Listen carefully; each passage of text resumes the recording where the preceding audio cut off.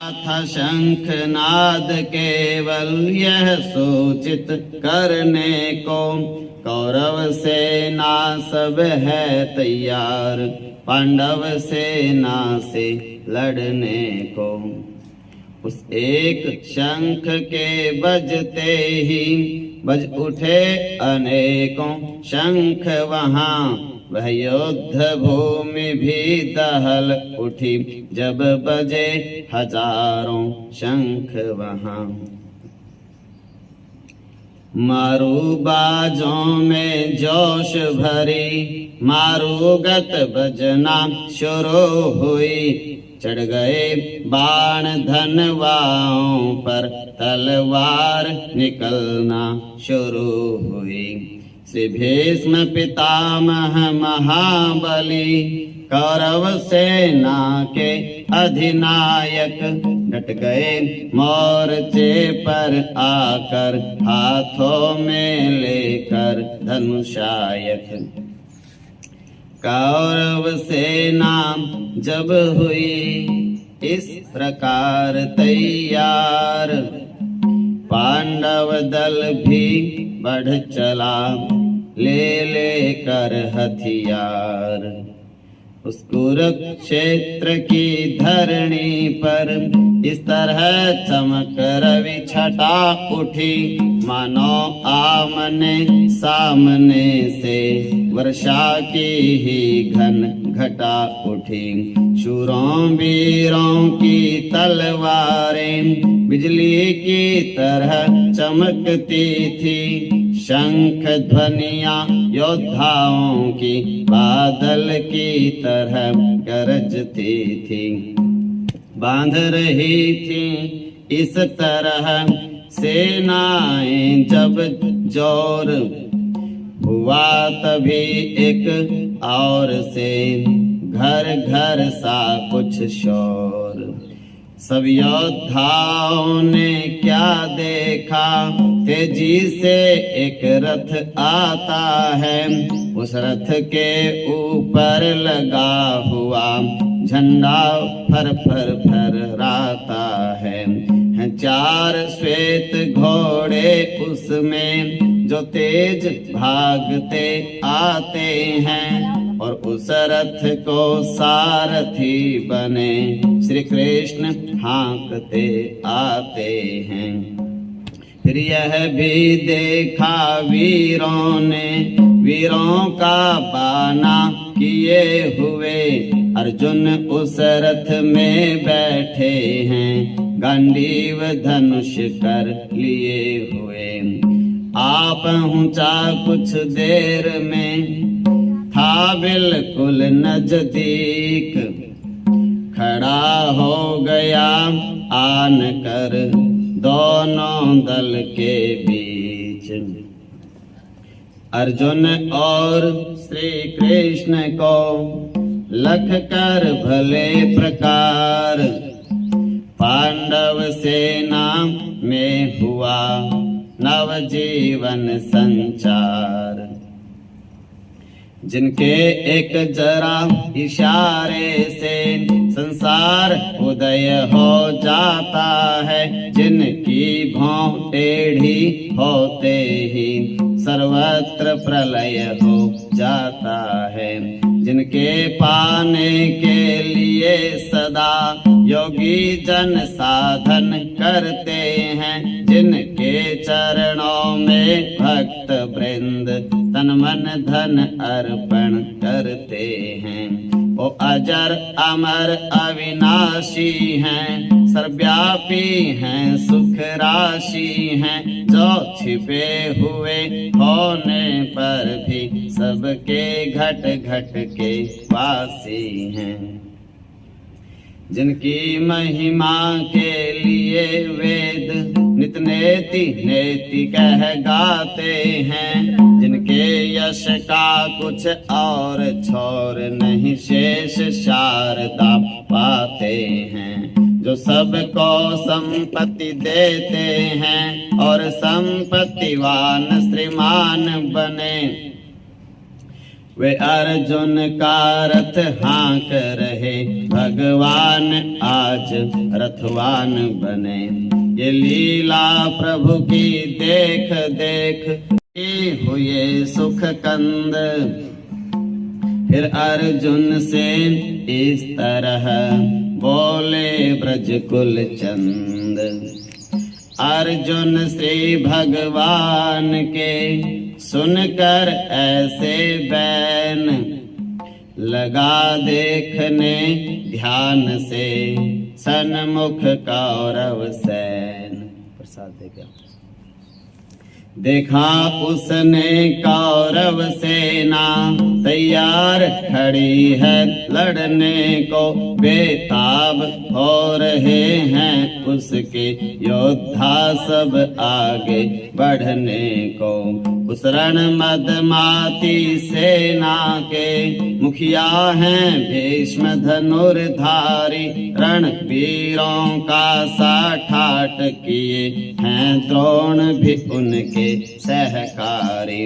उस सेना में ऐसे भी कुछ वीर नजर में आते हैं, जो अर्जुन के संबंधी हैं, जिनसे अर्जुन के नाते हैं। इस तरह सबों को देख भाल और जांच तौल रिपु के बल को, चंचल चित होकर अर्जुन ने देखा अपने सेना दल को।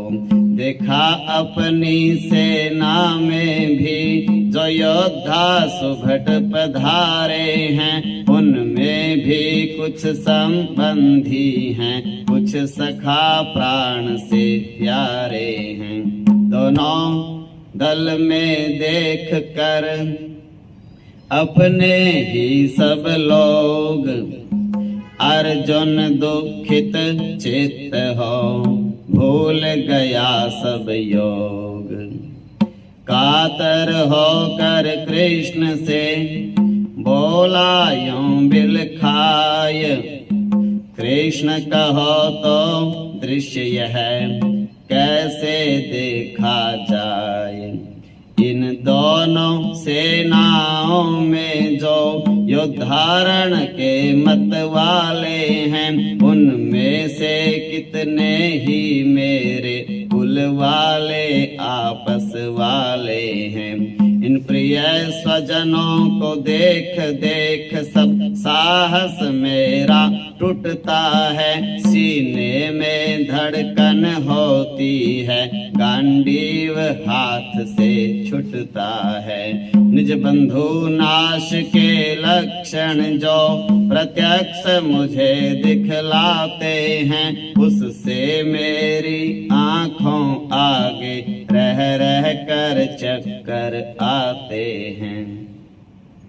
रहने दो मुझको क्षमा करो, मुझसे कुछ काम नहीं होगा। हे कृष्ण यहाँ से लौट चलो, मुझसे संग्राम नहीं होगा। जो सारा परिवार यूं नष्ट हो रहा आज, भोगेगा फिर कौन ये इंद्रप्रस्थ का राज।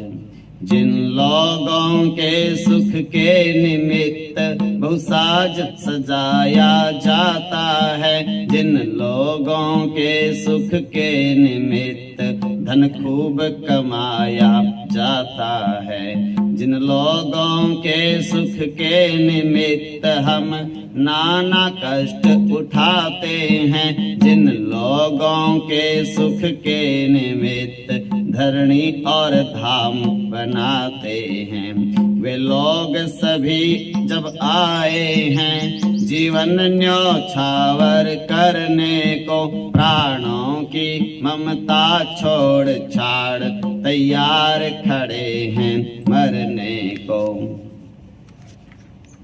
क्या इन सब लोगों को यूं ही आंखों के आगे मर जाने दूं, और निज कुटुंब की हत्या का पातक अपने सर आने दूं।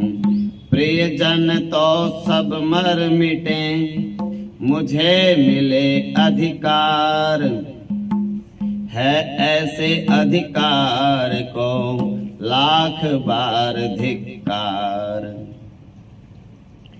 धिक्कार है उस धन दौलत को जो मिले पाप का ढंग करके। धिक्कार मिले जो राजपाट ये हाथ खून से रंग करके। लानत है उन सब भोगों पर जो मिले बंधु बांधव खोकर। लानत उस अधम जिंदगी पर जो रहे कलंक लिप्त होकर। कौरव यदि पाप पुण्य का कुछ मन में विचार नहीं करते हैं, यदि वे अधर्म से बिल्कुल भी रत्ती भर नहीं डरते हैं, तो क्या मैं भी उनकी नाई सारा संकोच मिटा डालूं।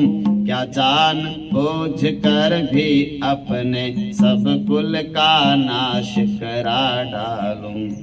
कुल का सत्यानाश है महाभयंकर पाप। मिलते हैं कुल नाश से बड़े बड़े संताप।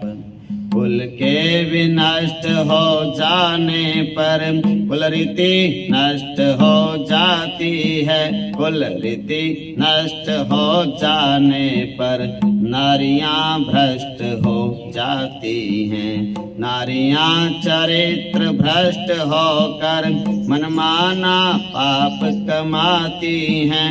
इस पाप कर्म से संतान जारज पैदा हो जाती हैं। जारज संताने होने पर भारी अनर्थ घिर आते हैं। कुल पुरुष 7 पीढ़ी तक के सब नरक लोक में जाते हैं। हे कृष्ण नाश हो ना कुल का कैसी दुख भरी बुराई है। रहने दो बस मैं बाज आया यह युद्ध महा दुखदाई है। अपने हाथों आप ही करके कुल का ह्रास मैं भी पाऊंगा सखे घोर नरक का वास।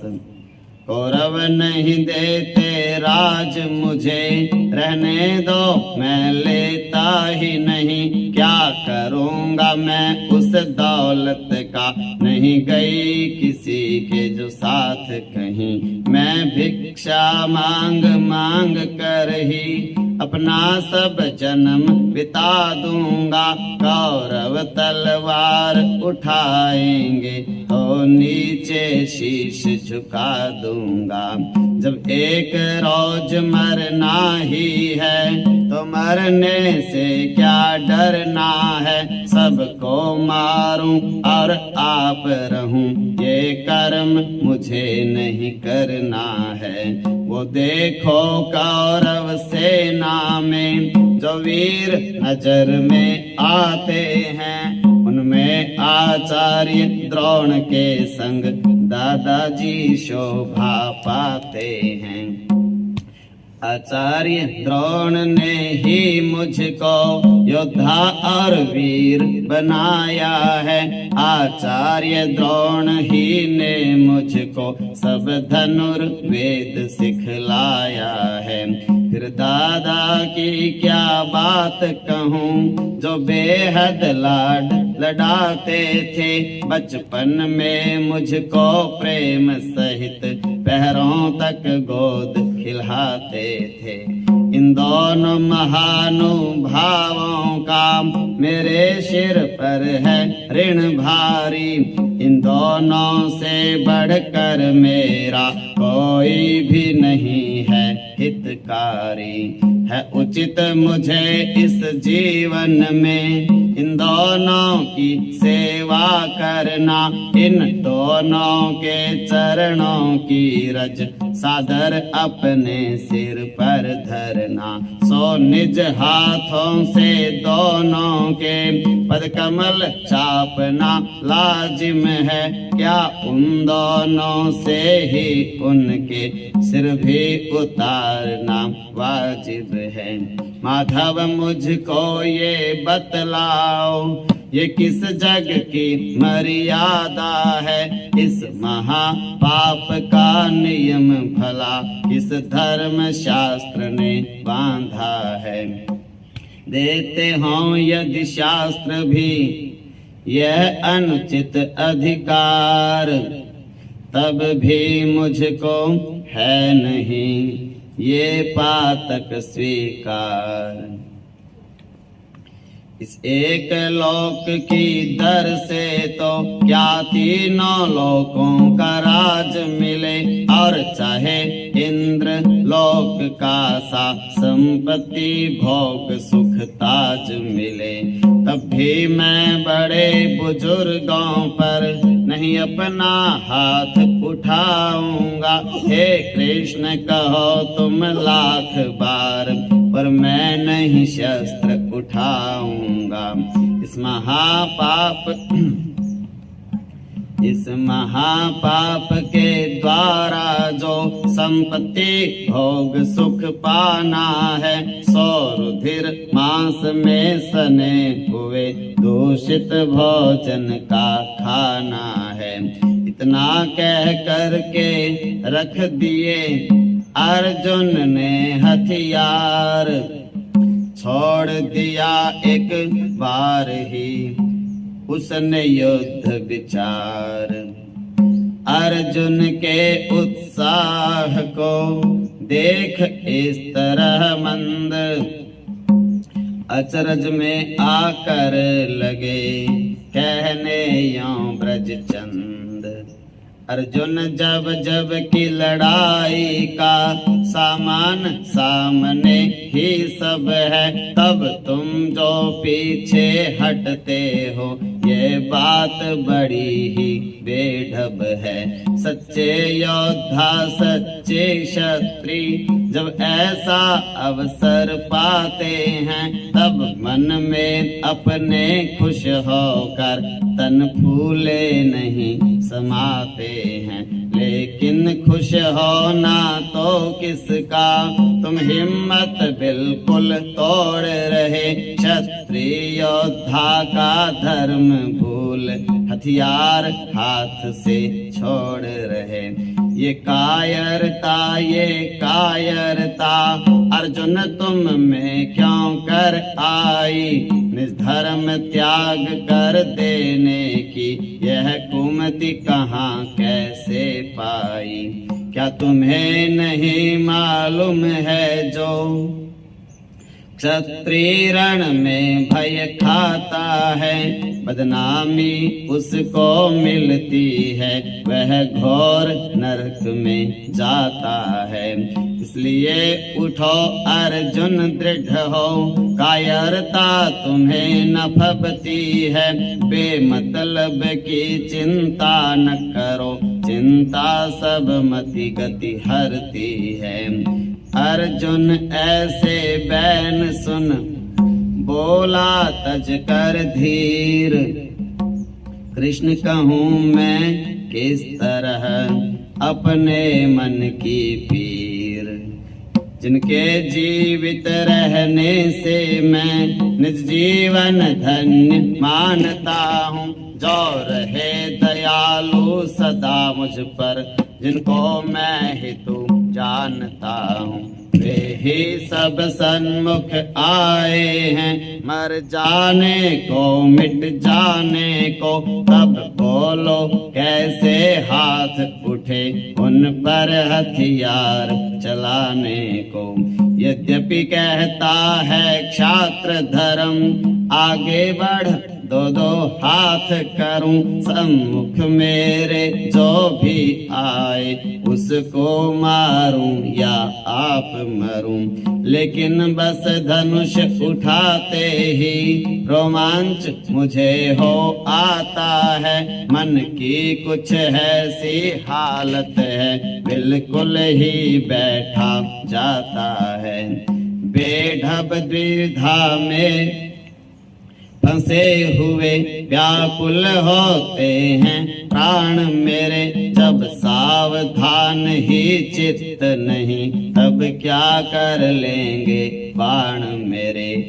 पाया अर्जुन को जब भी इस प्रकार बेचैन, वासुदेव गंभीर हो बोले ऐसे बैन।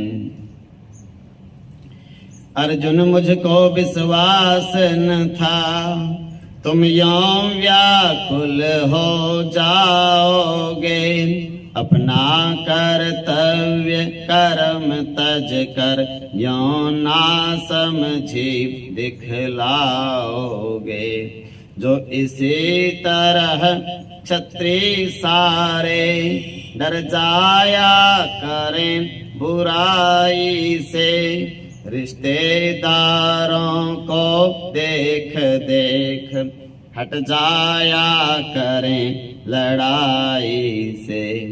तो फिर धीरे धीरे जग से मिट जाए युद्ध विद्या सारी, रह जाए नाम भर के क्षत्रिय, कोई ना होवे धनुर्धारी। योद्धा और योद्धापन दोनों जिस दिन नपैद हो जाएंगे, उस दिन अन्यायी दुष्ट पुरुष मनमानी कर दिखलाएंगे। इस युद्ध कला के ही बल पर राजा करते हैं राज सदा, इस युद्ध कला से ही बसता मर्यादित लोक समाज सदा। क्षत्रिय के बाणों से डर से संसार शांति में रहता है, जिससे कि अन्न धन वैभव का शुभ स्रोत सृष्टि में बहता है। इसलिए युद्ध को घृणित समझ तुमको जो ग्लानि हो रही है, सो सच पूछो तो हे अर्जुन यह बेढब हानि हो रही है। अर्थात भेद यह है देखो, समझो समझाए देता हूँ, क्यों है आवश्यक युद्ध तुम्हें, ये तत्व बताए देता हूँ। तुम यह तो खूब जानते हो, कौरव बेहद अन्यायी हैं, वे जितने प्रतिभाशाली हैं उतने ही वह दुखदाई हैं।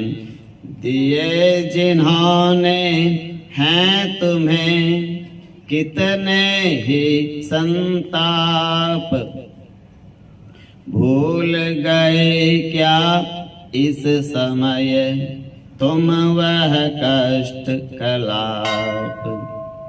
जब तुम पांचों पांडव मिलकर बचपन में खेला करते थे, बचपन में खेल रचाते थे, तब यह कौरव ही तुम सबको क्या क्या न क्लेश पहुँचाते थे।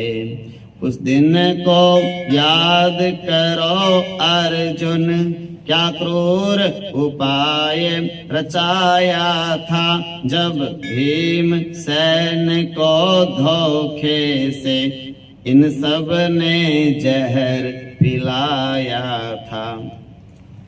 वह तो यह कहो कि ईश्वर ने कुछ ऐसी महिमा दिखलाई, जिससे कि भीम के प्राणों पर रत्ती भर आंच नहीं आई।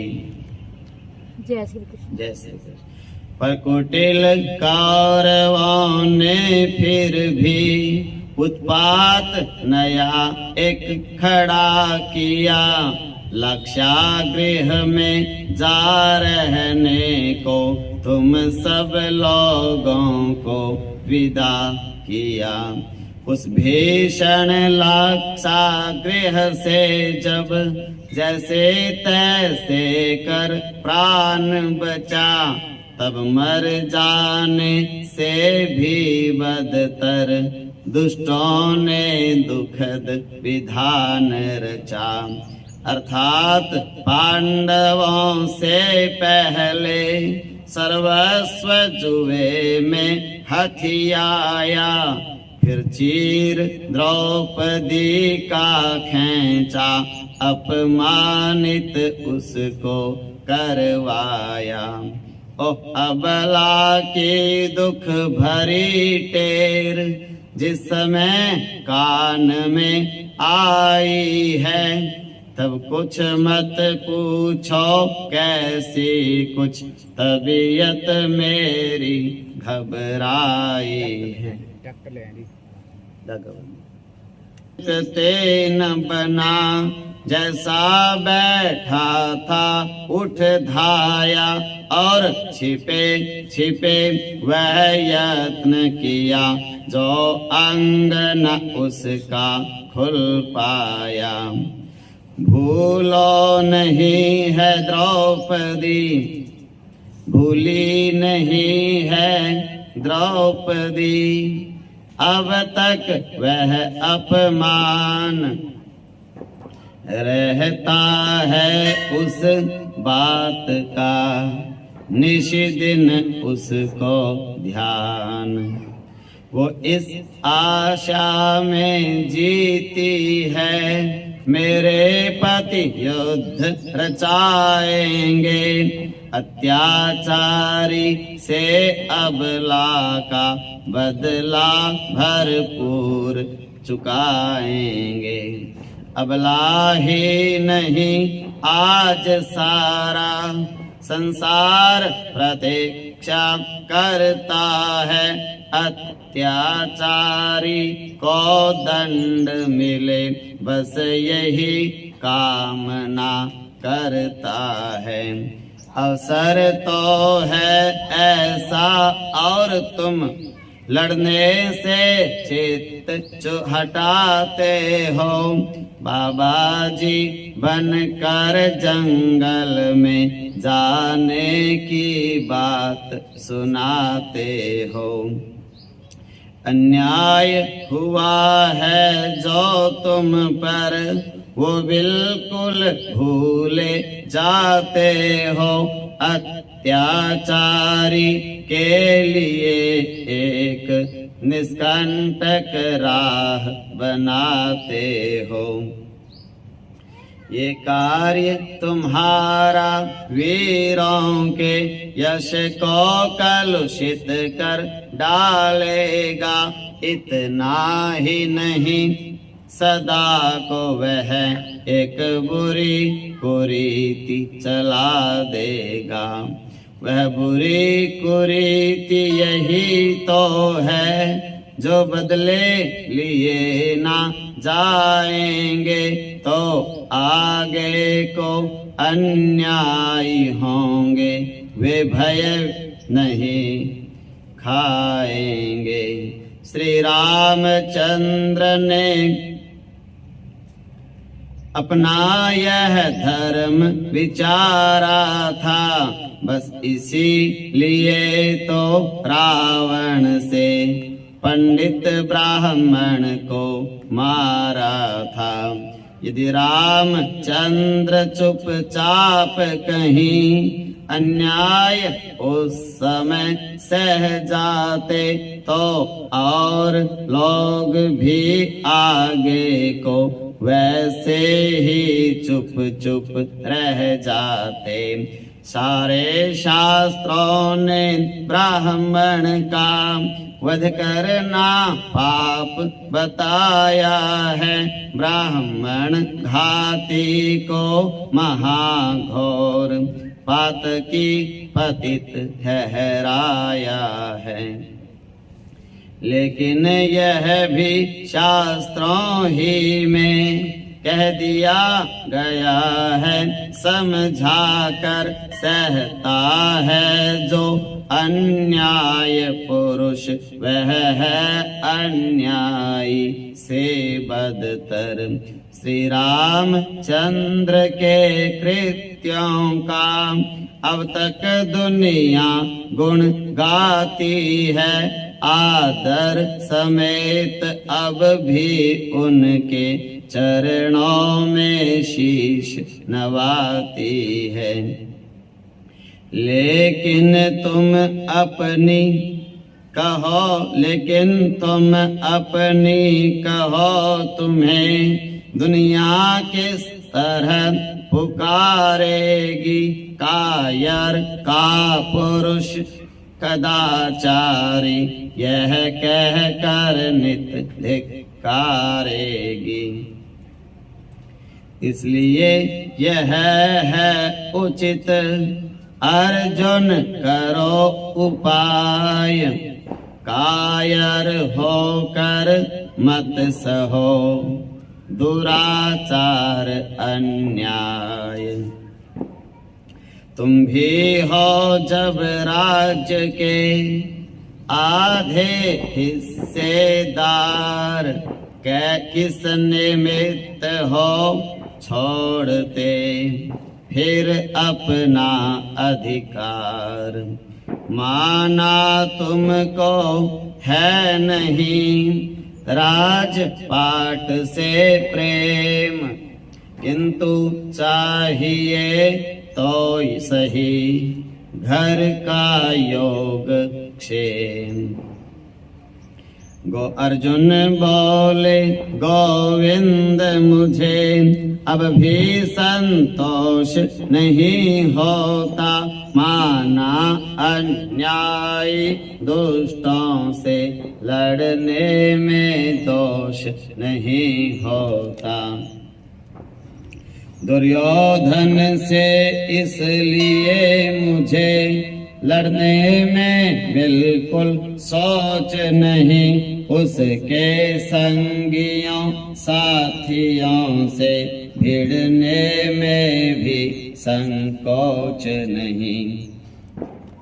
पर भीष्म पितामह स्वयं उधर आचार्य द्रोण को लिए हुए, जब खड़े हुए हैं शस्त्र बांध संकल्प युद्ध का किए हुए, तब दुर्योधन के साथ साथ उन पर गांडीव उठाऊं मैं।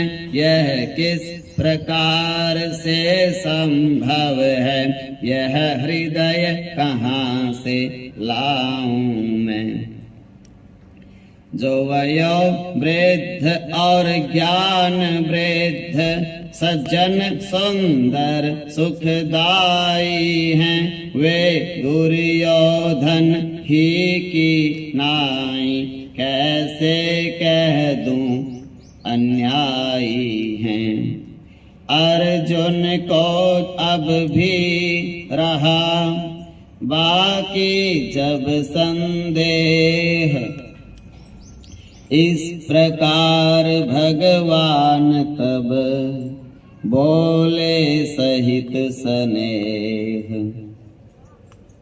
अर्जुन यह भीष्म पितामह की चिंता जो तुमको व्यापी है, सो सोच समझ कर देखो तो वह चिंता यहाँ वृथा सी है। पांडव तो पहले ही उनसे आज्ञा सप्रेम ले चुके हैं, आज्ञा के साथ साथ जय की आशीष वे स्वयं दे चुके हैं। यदि कहीं तुम्हारे लड़ने में कुछ दोष समझते वे अर्जुन, तब यह तो जरा विचार करो, आशीष वे क्यों देते अर्जुन। तुम वयोवृद्ध और ज्ञान वृद्ध जब मन में उन्हें समझते हो, तब फिर उनकी आज्ञा पर भी क्यों रण के लिए झिझकते हो। इसके अतिरिक्त बात यह है, वे स्वयं युद्ध में आए हैं, तलवार तीर बरछी भाले सब शस्त्र बढ़ाने, तो बेस बढ़ा दो का वे लड़ने में निश्चय जोहर दिखलाएंगे। तुम उनके सन्मुख जाओगे तो तुम पर तीर चलाएंगे। जब दादा अपने पोते पर निर्भय हैं शस्त्र चलाने में, तब पोते को क्या शंका है दादा से युद्ध मचाने में। युद्ध भूमि में हैं सभी योद्धा एक समान, नाते रिश्तों का नहीं रण में होता ध्यान।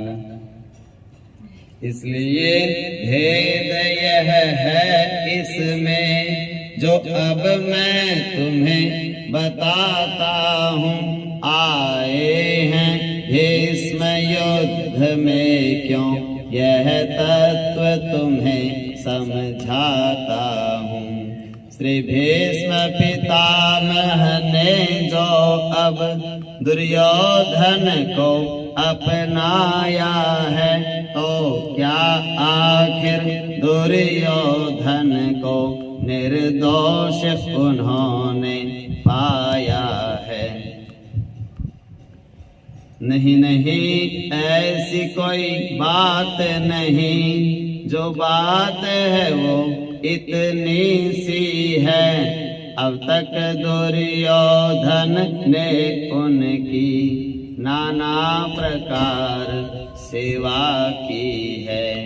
दुर्योधन के हाथों अब तक सत्कार उन्होंने पाया है।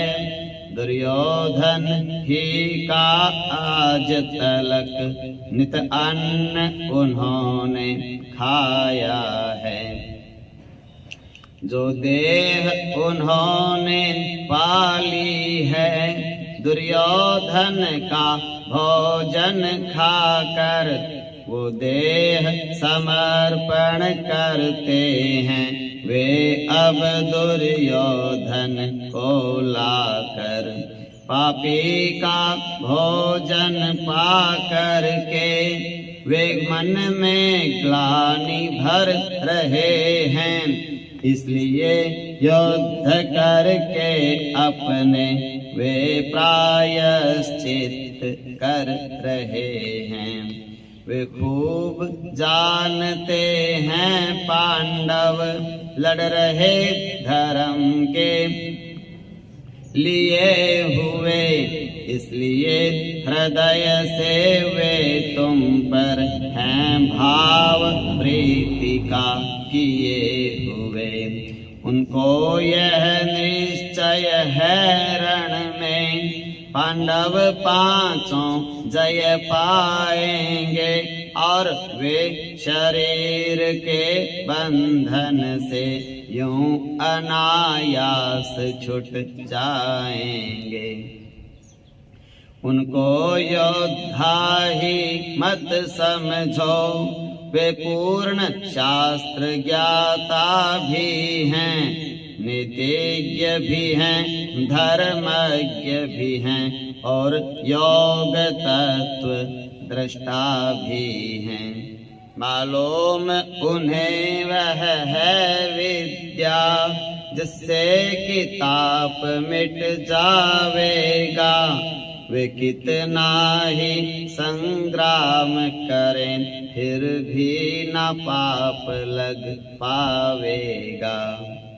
इस प्रकार के वचन जब बोले गोपीनाथ, अर्जुन से पूछा तभी उत्कंठा के साथ, गोपाल मुझे भी बतला दो कैसी विद्या वह होती है जो किए हुए सब कर्मों का क्षण भर में कल्मश खोती है। जो बात भीष्म से पंडित को निशंक युद्ध में लाती है, वो बात जान लेने को अब मेरी तबीयत अकुलाती है। मैं विनय तुम्हारी करता हूँ, गोविंद मेरा उपकार करो। मैं जिस उलझन में उलझा हूँ, गोविंद मेरा उद्धार करो। थोड़ी सी को कम करियो। अर्जुन यों करके विनय दोनों कर निज जोर, लगा देखने एकटक कृष्ण चंद्र की ओर। अपना प्रियजन जान कर प्रेम भाव के साथ धीरे धीरे यों लगे कहने गोकुलनाथ। अर्जुन इस समय तुम्हें सचमुच एक मिथ्या भ्रम हो आया है। उस मिथ्या भ्रम के कारण ही तुमने मिथ्या दुख पाया है। तुम कहते हो मैं अपनों पर किस तरह कठोर प्रहार करूं, किस तरह पितामह का गुरु का सेना समेत संहार करूं, जिससे यह जाहिर है तुमको अपनों का मोह सताता है।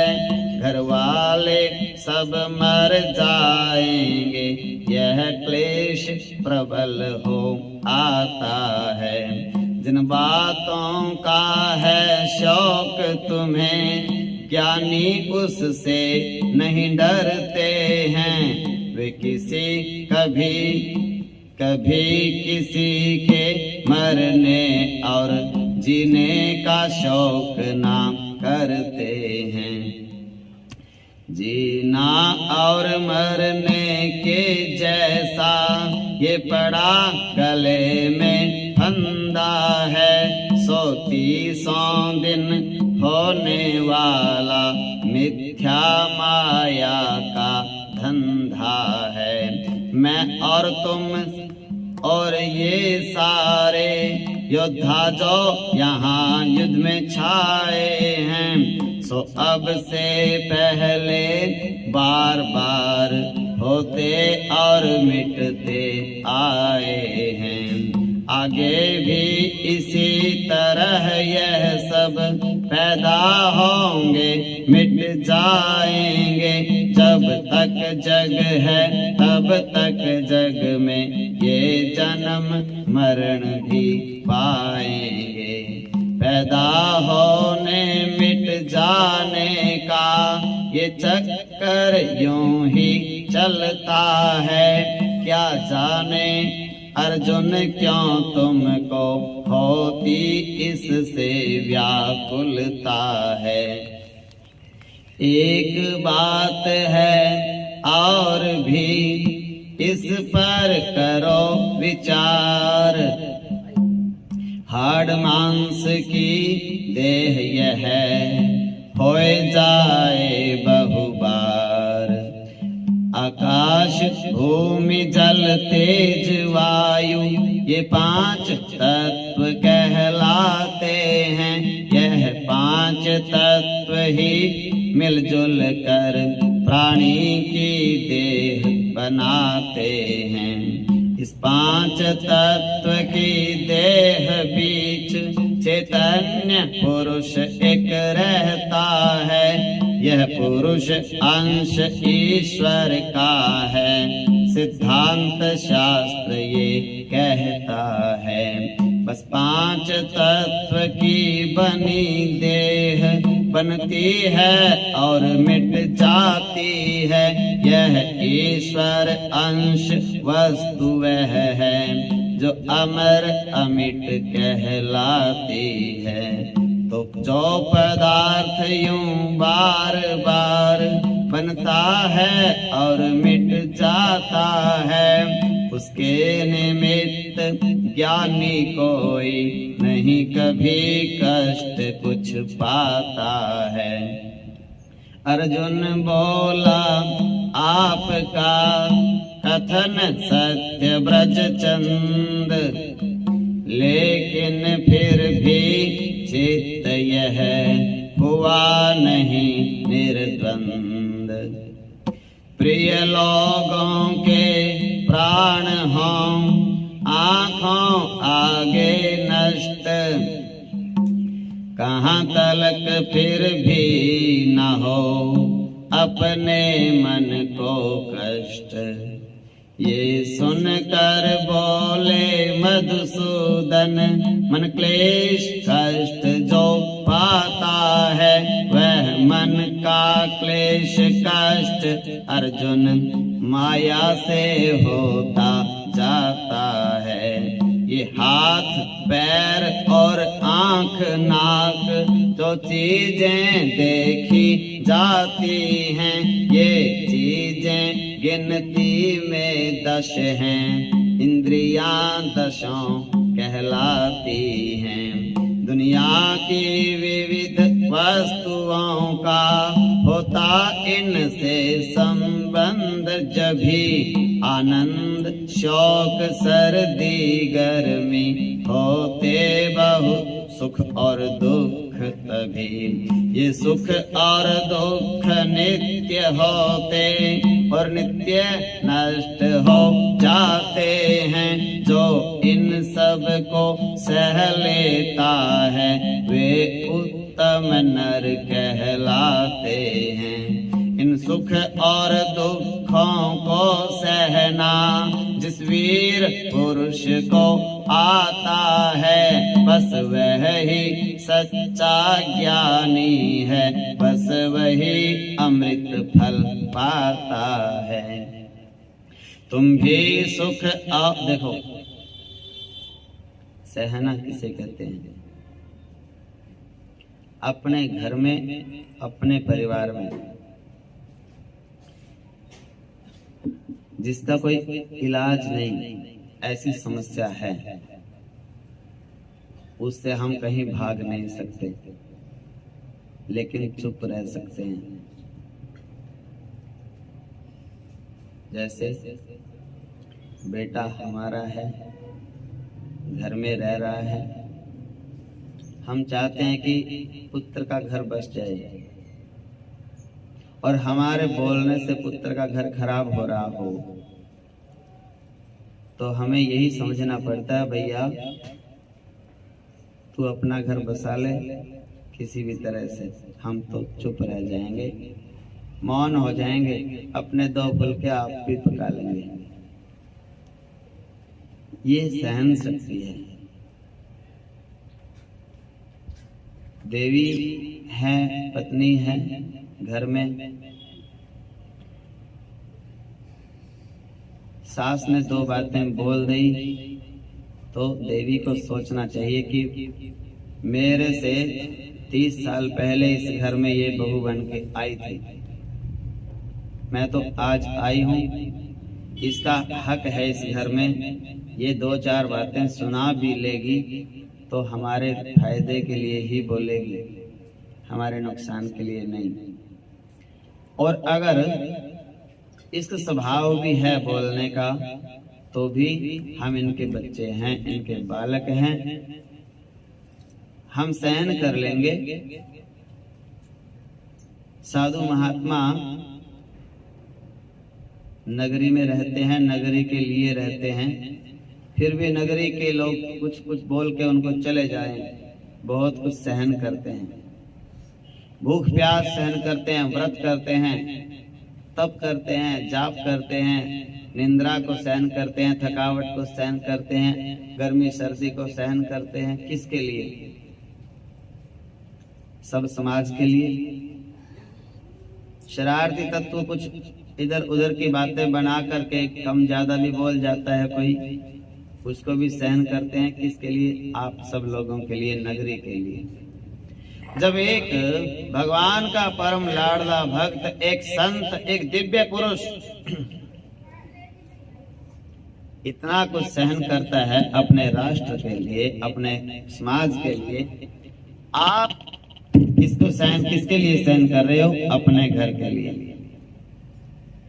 अगर आपके चुप रहने से अपने घर में शांति होती है, तो गीता कहती है शांति बनाए रखो। माता पिता समझा रहे हैं तो सहन करो, आगे से उत्तर नहीं देना। छोटे बच्चों के लिए खास बात है, बड़ा कोई भी डांट रहा है आपको तो मौन होके, चुप होके, उनको हक है, उनका अधिकार है, उनको कुछ लेके नहीं जाना आपसे, सब कुछ आपको ही दे के जाना है। आप उनको 5 रुपए दोगे, उनके 10 करके आपको दे के ही जाएंगे वो, और आप सोचोगे कि 5 में से 5 के 5 उनसे ले लो, आप 5 के 5 खत्म कर दोगे।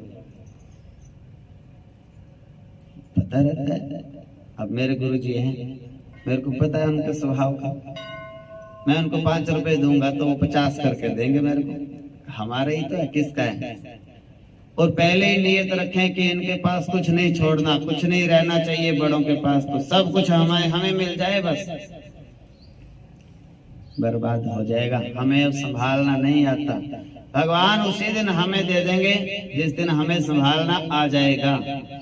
बिना ही झगड़े के वो चीज अपने पास आ जाती है। जिनको देश चलाना आता है, देश उनको अपने आप मिल गया, किसी ने दिया नहीं है। और जिनको चलाना नहीं आया, उनसे अपने आप छिन गया। जिनको चलानी आती है जो चीज, उनको स्वतः ही एक दिन प्राप्त हो जाती है। हम योग्य बने, हम लायक बने उस चीज के। जिनको मान सम्मान की आवश्यकता है, इच्छा है, उस मान सम्मान के योग्य बन जाओ। आपका मान सम्मान कहीं गया नहीं, आपका मान सम्मान भगवान ने संभाल के रख रखा है, वो आपका ही है, वो दूसरे को नहीं मिल सकता। आप उसके अधिकारी बनो, आप उसके योग्य बनो, भगवान उसी दिन आपको दे देंगे वो चीज। भगवान कहते हैं भैया,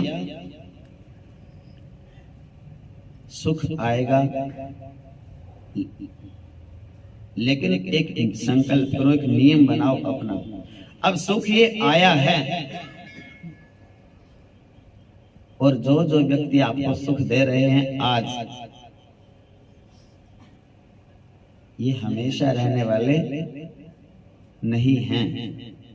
कोई भी व्यक्ति जो मिला है वह हमेशा पास रह सकता नहीं, और कब बिछुड़ जाए ये कोई राज कह सकता नहीं। कोई भी वस्तु आपको सुख दे रही है, ये माइक है, ये ताल है, ये कंठ है, ये हमेशा रहने वाला कुछ भी नहीं है। ये आज सुख दे रहे हैं, कोई भी वस्तु, कोई भी व्यक्ति, कोई भी स्थान हमेशा रहने वाला नहीं है। ज्ञान और अज्ञान में क्या अंतर है? आज जो हमें सुख दे रहा है और कल वो सुख देना बंद कर दे, अब ज्ञान और अज्ञान का पता चलता है। सुख देना जिस दिन बंद कर दिया तो ज्ञान अगर आपको है, भक्ति यदि आप हैं, तो एक ही बात बोलेंगे कि मुझे इन्होंने बड़ा सुख दिया था, बड़ा सुख दिया, मैं इनका आभारी हूं। मेरे को 10 दिन इसने बड़ा सुख दिया, 8 दिन इसने बड़ा सुख दिया, 5 दिन इसने बड़ा सुख दिया, मैं बड़ा धन्यवादी हूं। इन्होंने मेरे को 1 दिन भी सुख दिया था, 1 दिन भी प्रेम से बोले थे, मैं बड़ा इनका कृपा थी, इनकी बड़े आशीर्वाद है इनका। ये होते ज्ञानी का। लेकिन मूर्ख लोग ऐसा नहीं करते। मूर्ख क्या कहते हैं? बोले 10 साल तो सुख दिया, 10 दिन तो सुख दिया, अब क्यों नहीं दे रहा? मूर्खता ये है। कोई व्यक्ति आपको 10 साल कमा के दे के और चला गया, लेके क्या गया तुम्हारा? लेकिन उसको फिर भी बुरा, हमारे साथ तो छल कर गया, हमारे साथ तो धोखा कर गया। क्या धोखा कर गया भाई? 10 साल आपका काम करके गया, 20 साल तुम्हारा काम करके गया, 30 साल काम करके गया और उस चला गया। क्या धोखा करके गया? धोखा ये कि और क्यों नहीं करा। ये तुम्हारी अज्ञानता है, तुम्हारा स्वार्थ है, तुम्हारा लोभ है, तुम्हारा लालच है। कोई व्यक्ति ने किसी के साथ धोखा नहीं किया। आपके घर का काम संवार के गया, चाहे 1 दिन भी करा, धन्यवाद करो उसका। तो भगवान खुद खड़े हो जाएंगे, भगवान कहेंगे भैया ये तो धन्यवाद करने वाले लोग हैं, ये रोने वाले नहीं। 1 दिन भी कोई आपके काम आ जाए तो धन्यवाद करो। अगले दिन वो साफ मना कर दे, मैं नहीं करता, फिर भी धन्यवाद करो, तो वो कोई ना 1 दिन तो करा।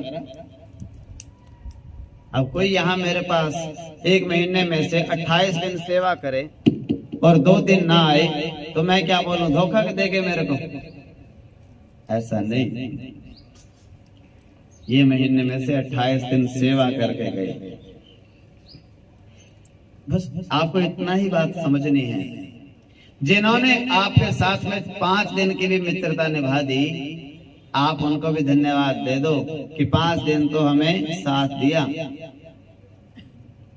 ये नदी नाव संजोग होते हैं। जितने भी मित्र हैं, जितने भी रिश्ते नाते हैं, जितने भी, ये जैसे नदी में 2 तिनके बह रहे हों अलग अलग, और एक जगह पे आके मिल जाते हैं वो तिनके। और मिले तो 5 मिनट मिले रहें तो 2 घंटे भी मिले रहें, और एक लहर आई फिर अलग अलग हो गए। ये सब हम जो आपस में बैठे हैं, जब आप एक बार भी किसी से मिलते हो, 5000 साल पुरानी जान पहचान होती है आपकी उनसे। और भक्ति यदि करना चाहते हो तो जिसने आपको 1 दिन भी हेल्प किया, आप भगवान के सामने जाओ, उनको बोलो कि मेरे को इन्होंने 5 दिन हेल्प की, 5 दिन प्यार से बोले, 5 दिन साथ दिया, और आपको धन्यवाद है और उनको भी धन्यवाद है। केवल ये एक ऐसा तरीका है जो आपके अंदर में दुख नहीं होगा फिर, और भगवान आपके जीवन की जिम्मेवारी खुद संभाल लेंगे। भगवान कहेंगे ये बहुत अच्छा आदमी है, ये 5 दिन के लिए मेरे को भी धन्यवाद देने आया और उसको भी धन्यवाद दे रहा है। वो आपकी जिंदगी को ऐसे ऐसे लोगों से भर देंगे, फिर सब लोग आपके आज्ञाकारी बन जाएंगे, सब लोग आपके मित्र बन जाएंगे, सब लोग आपके दुख सुख के साथी बन जाएंगे और आपको कभी उदास होने की आवश्यकता नहीं पड़ेगी। और जिसने आपका पूरी जिंदगी तो आपका साथ दिया, हमेशा आपका भला किया, दुख सुख में आपके साथ खड़े रहे और एक दिन जवाब दे दिया, अब अगले की मजबूरी भी तो हो सकती है। एक दिन आपको अगर किसी ने जवाब दे दिया, मना कर दिया,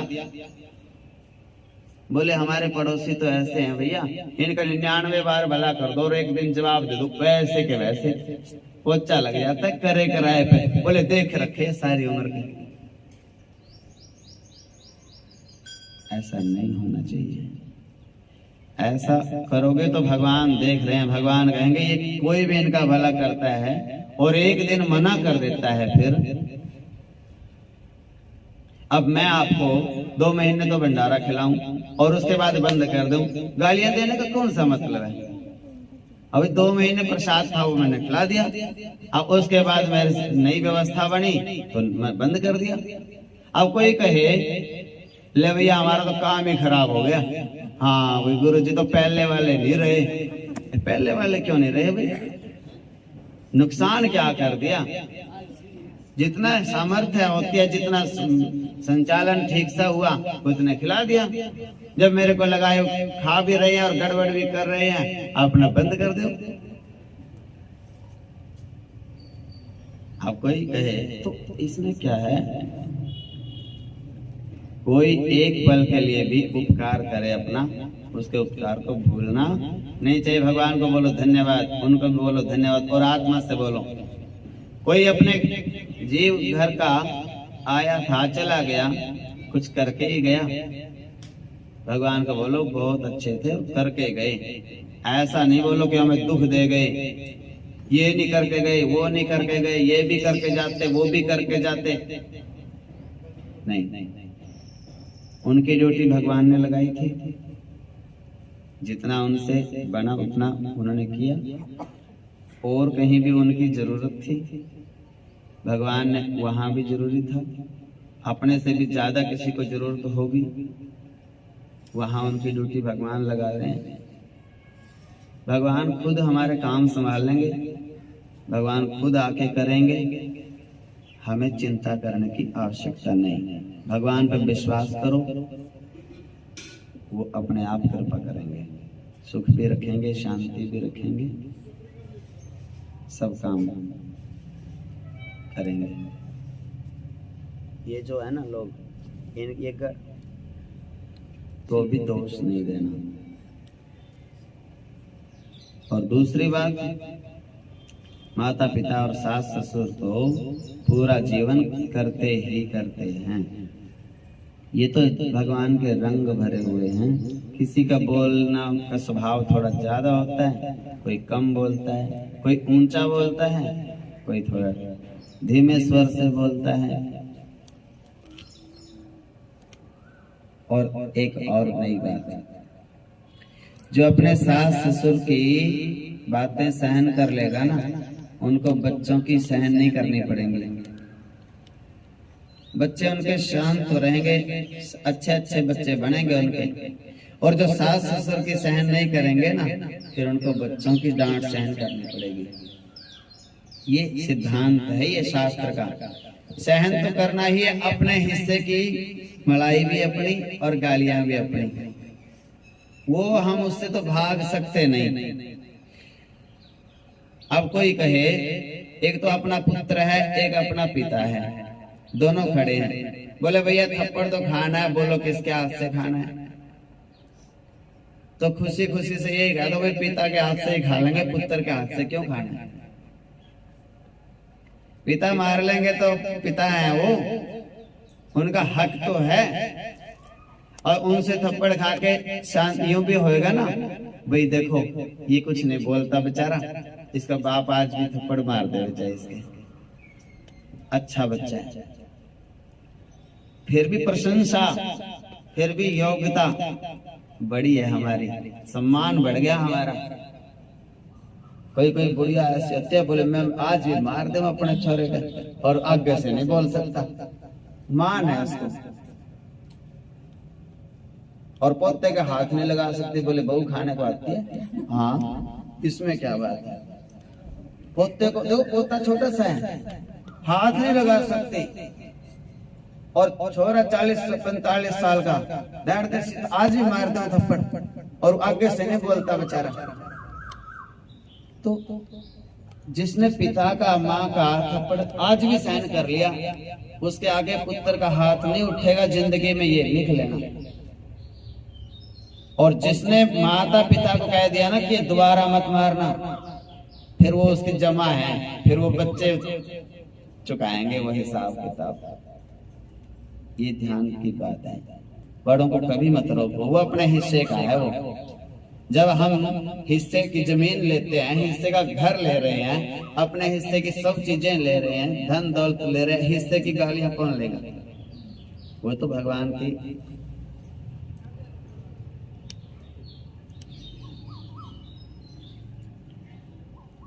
भगवान शिव बनना पड़ता है। किसी भी घर में, किसी भी परिवार में, किसी भी संस्था में एक को शिव बनना पड़ता है। शिव मैंने दोनों की सुनो।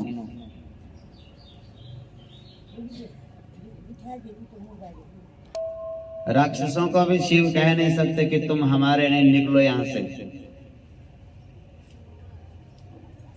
और देवताओं को भी ये कह नहीं सकते कि मैं तो राक्षसों की सहायता करने वाला हूं, आपकी सहायता नहीं करूंगा। घर में देवता भी होते हैं, राक्षस भी होते हैं, दोनों होते हैं। लेकिन जो घर को चलाने वाला होता है, संभालने वाला होता है ना, वो दोनों के बटन उसके हाथ में होते हैं। हालांकि ज्यादा तो दबाया उसी को जाता है जो मानता है। जो मानता ही नहीं उसको क्या कहना है। अब बहू मानती नहीं, चुप ही नहीं होती अपने कहने से, तो बेटे को ही कहेंगे बेटा तू ही चुप हो जा। अब ये तो होती ही नहीं चुप। और जो अपनी मानता है उसको बोलना पड़ता है, और जो बीच वाला होता है उसको सबकी सहन करनी पड़ती है। पिता तो कहेगा अपने बच्चों को समझाती नहीं तू, और बच्चे कहेंगे पापा बने तो मनाती, समझाती नहीं। और बीच में माँ बिना आई में फंस जाती है। क्यों? माँ तो शिव है। माँ को तो इधर वालों का भी ध्यान रखना है, उधर वालों का भी ध्यान रखना है। और जितने सदस्य होते हैं घर में, सबकी बराबर सहन करनी पड़ती है। और समस्या ये है कि सबके सामने रो भी नहीं सकती। अंदर जाके अकेली 10 दिन में एक बार मुश्किल से रोने का टाइम भी नहीं मिलता। हाँ, बहू के सामने रोऊं तो कैसे रोऊं, कहेगी मेरे को देख के रो रही है, और काम ही नहीं। पुत्र के सामने रोऊं तो वो चिंता करेगा, माँ को पता नहीं क्या दुख दे रखा है। पति के सामने रोऊं तो बेचारा वो टेंशन में खुद ही रहता है, उसके सामने कैसे मैं अपना उदासी। बालक बच्चों को तो इन बातों का ज्ञान नहीं, उनको तो खिलाने के लिए, हंसाने के लिए मेरी जिम्मेवारी है। तो मैं कैसे करूं, क्या करूं? तो वो विष है। विष, शंकर जी विष पीते हैं ना, और यहाँ पे गले में ही रोक लेते हैं। ऐसे जो माँ होती है ना घर को चलाने वाली मुखिया, वो बेचारी रो भी नहीं सकती, वो बस गले में उसके रुक जाता है वो विष। इधर जहर है वो, इधर वाले सुना रहे हैं वो भी जहर, इधर वाले छोड़ रहे हैं वो भी जहर, सब जहर छोड़ रहे हैं। और वो बस चुपचाप बैठी बुढ़िया अम्मा और सुन रही है, और सब उसी को कह रहे हैं हाँ तूने बिगाड़ रखा है, तूने चढ़ा रखा है सिर, तूने पहले नहीं संभाला, पहले तो सोचा नहीं। अब सब उसी को कह रहे हैं। अब वो किसको कहे? बस शांत है, चुप है। हे भगवान करना कृपा, हे गुरु जी आप ही कर देना। हाँ, मेरे बस की तो बात नहीं, अब गुरु जी ये कर लेंगे अपने आप। बस अब तो ये बड़ी ध्यान की बात है। होना ऐसा होना चाहिए जो सहनशील है, बस वही भक्त है। भरत ने क्या क्या सहन नहीं किया, भरत का दोष क्या था? तो भगत बनना है तो भरत बनना पड़ेगा। चलो राम जी को तो कह देंगे भाई पिताजी ने वनवास दे दिया और कई माँ की आज्ञा थी। भरत को तो वनवास भी मिल गया,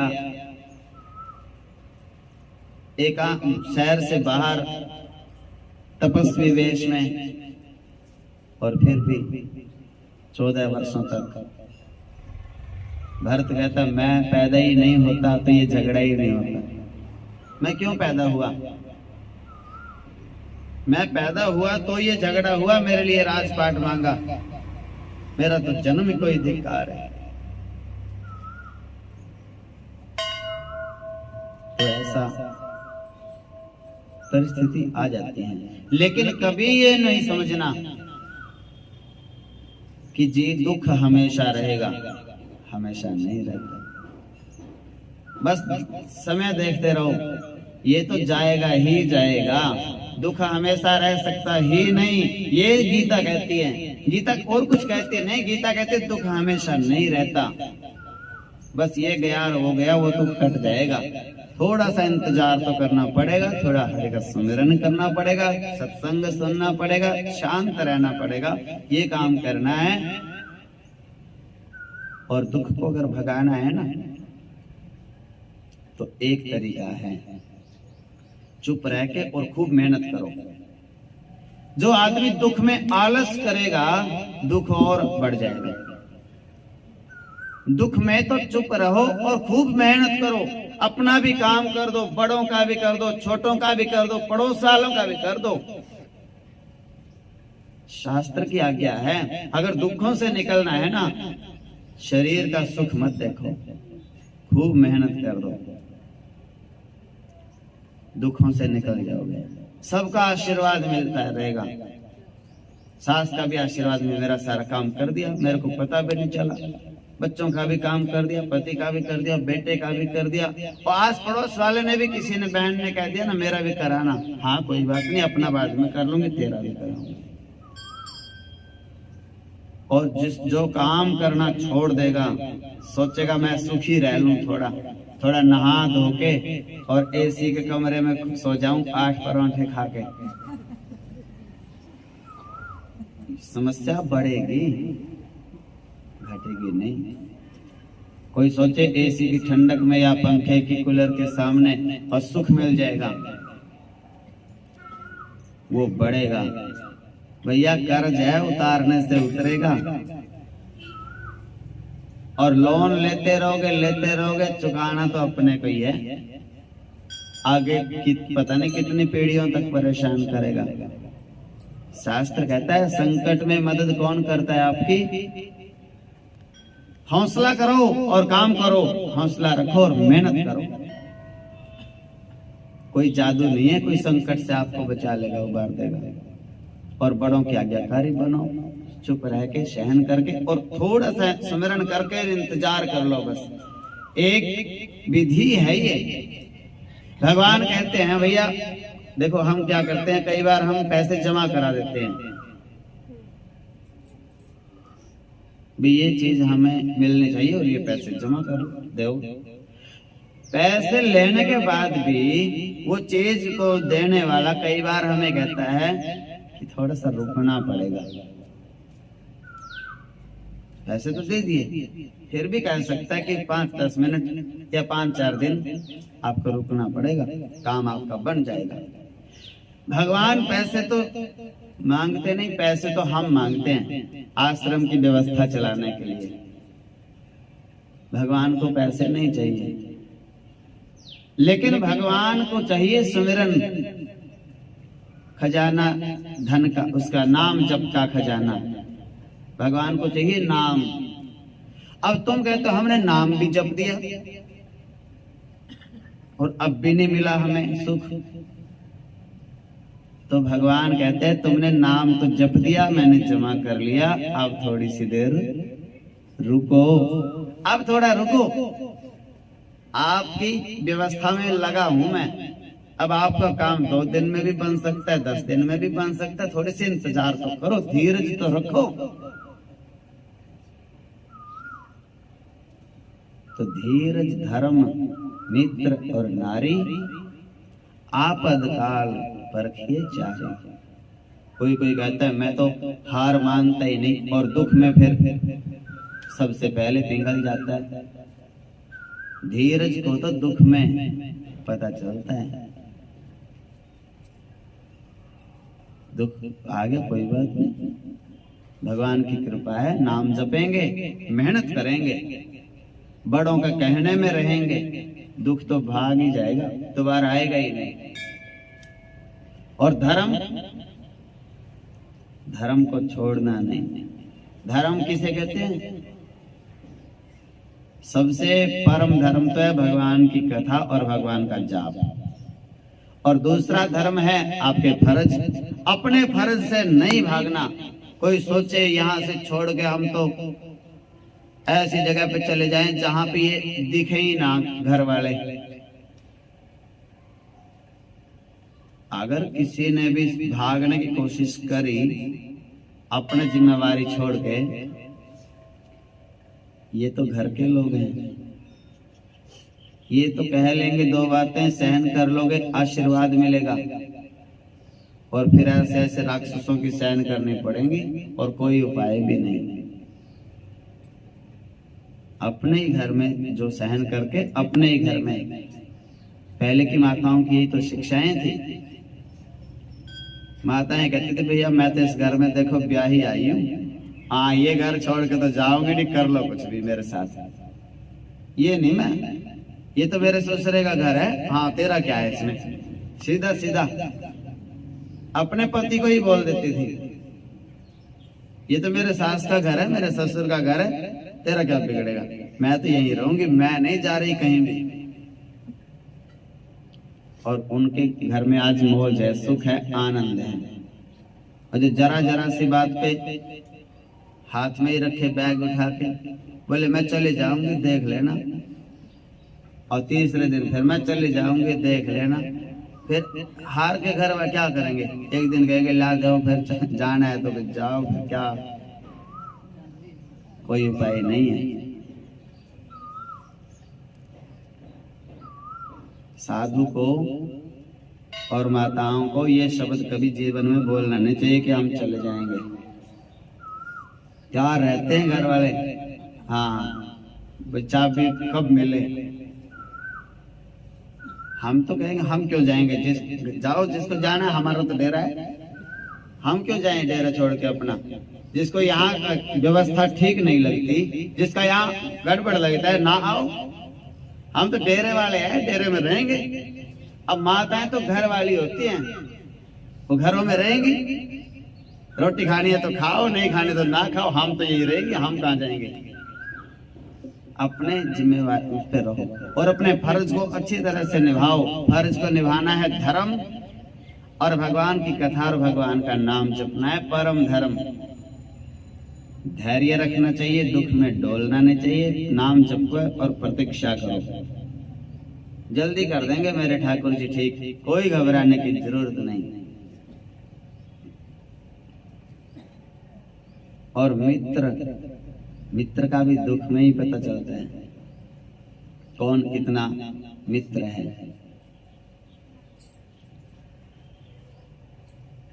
और माताएं बहनें दुख में जो साथ देती हैं अपने घर वालों का,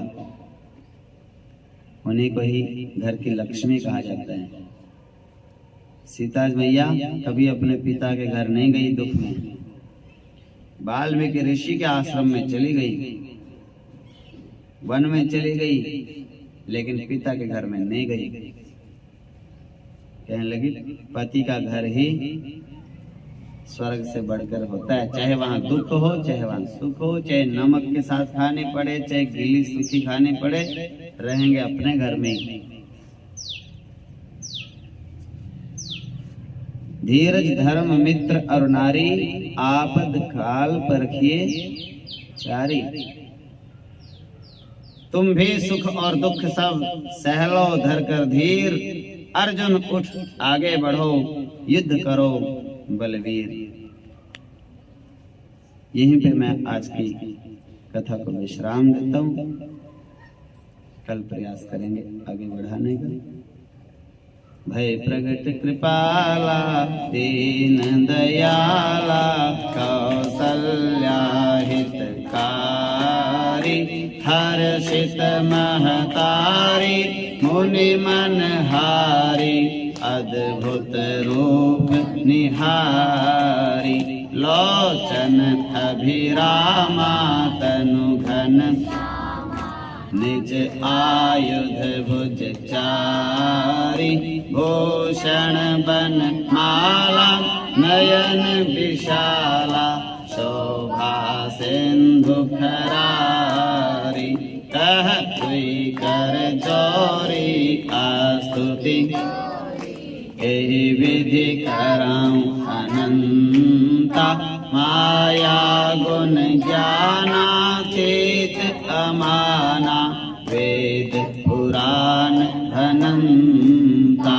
करुणा सुख सागर सब गुण आगर जहि गावहि श्रुति संता सोम महित लागी जन अनुरागी भयउ प्रकट से कंता ब्रह्मांड निकाया निर्मित माया रोम रोम प्रतिवेद कहे मम पुर सोवासी यह उपहासी सुनत धीर मति थिर उपजा जब ज्ञाना प्रभु मुस्काना चरित बहुत विधि कीन चहे कही कथा सुहाई मातु बुझाई जेहि प्रकार सुत प्रेम लहे माता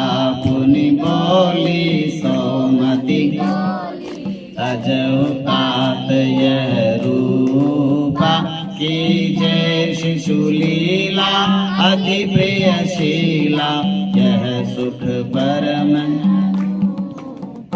सुनि बचन सुजाना रोदन ठाना कोई बालक सुर भूपा यह चरित जगावहि हरिपद पावहि के न परहि भव कोपा यह चरित जगावहि हरिपद पावहि तेन परहि भव कोपा विप्रधेनु सुर संत हित लीन मनुज अवतार निज इच्छा निर्मित तनु माया गुण गोपार सियावर रामचंद्र जी की जय पवन सुत हनुमान जी की जय उमापति महादेव जी की जय बोलिए सब संतन की